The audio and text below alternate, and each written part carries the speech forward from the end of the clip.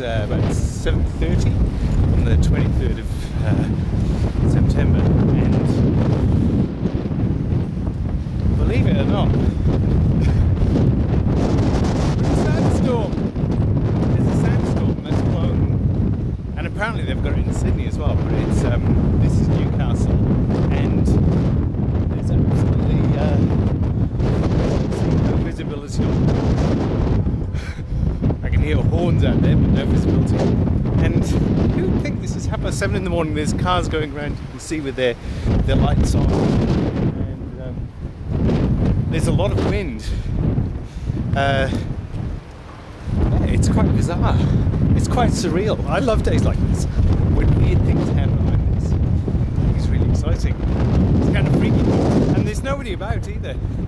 There's nobody around. There's people going around with scarves over their mouths because you can smell dust. I don't think it's very harmful, but you can smell it.